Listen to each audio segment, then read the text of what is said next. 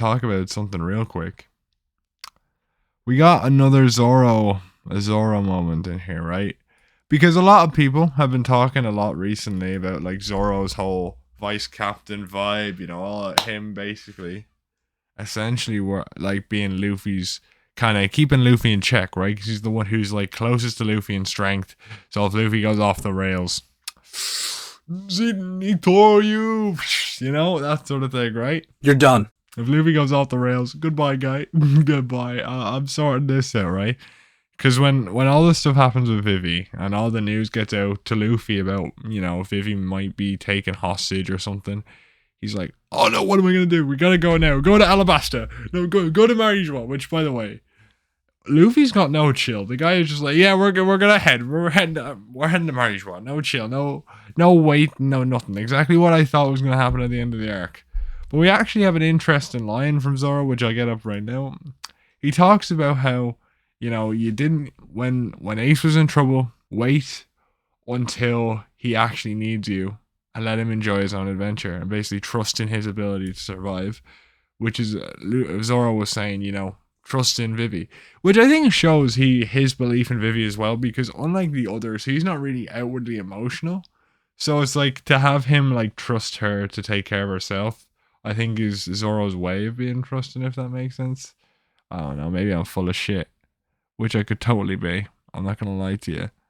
I could be full of shit. I'm okay with that. But still, it's an interesting way to look at it because, in a way I find it as Zoro's way of showing he actually cared for Vivi, because he never outright like said it or showed it in any way. And I think it's cool. It's cool to see, 100%. I love it quite a lot. I don't know. The more Zoro has screen time, the more I want to know what happened with the Reaper.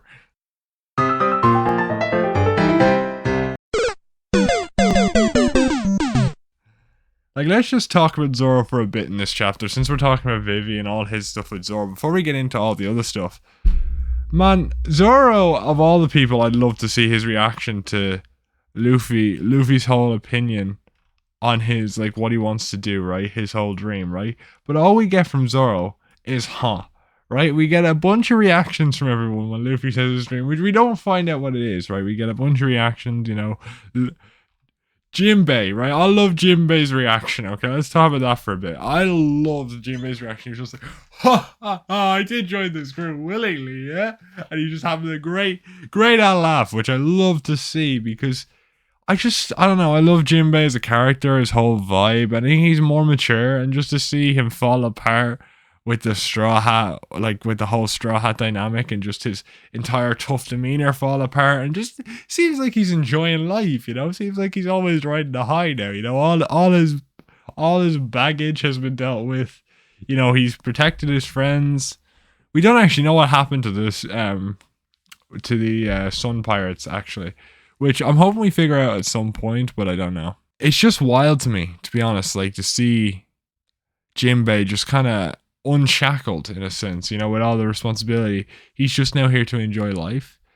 But I was just disappointed when Zoro just didn't react. He was like, right?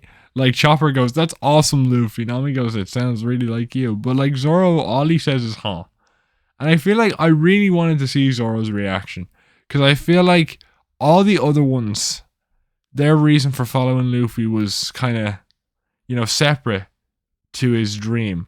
You know what I mean? Separate to his entire dream. Whereas Zoro, it was sort of connected. Initially, it was connected to Luffy's dream, right? Because he was constantly, I'm going to be the greatest swordsman. The greatest swordsman is in need of like the king of the pirates is in need of the greatest swordsman, right? That sort of deal. Yeah.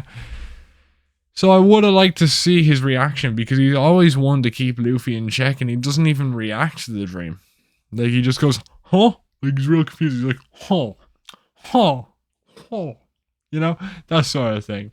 I'm like, I don't know. It's strange, but I love to see it. Though I do want to know what is up with that Grim Reaper stuff. And is that like going to be a feat?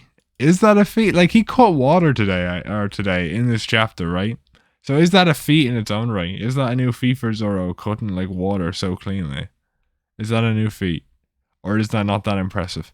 I have no idea. Also, oh man, there's so much with Zoro this chapter in small little ways that I just love. I don't know. As I said, I've made videos on like Zoro being, fighting against Crossgill, fighting against Mihawk, having a more protagonist role. After this chapter, I don't think this is gonna be the arc. I feel like we're gonna focus on Bonnie, and I think it's gonna be a lot of Kuma stuff as well, because Kuma and Bonnie and shit. So we might get Luffy actually running into Dragon this arc, and I'm actually fairly confident on it.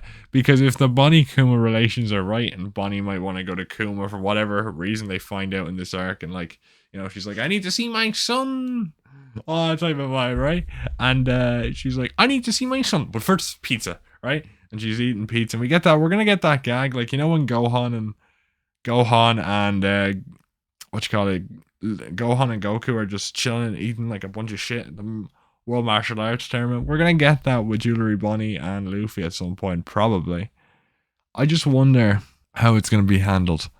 I'm a bit disappointed Zoro's not gonna get that, mad crazy arc that I was sort of hoping for, but I'm excited nonetheless, right?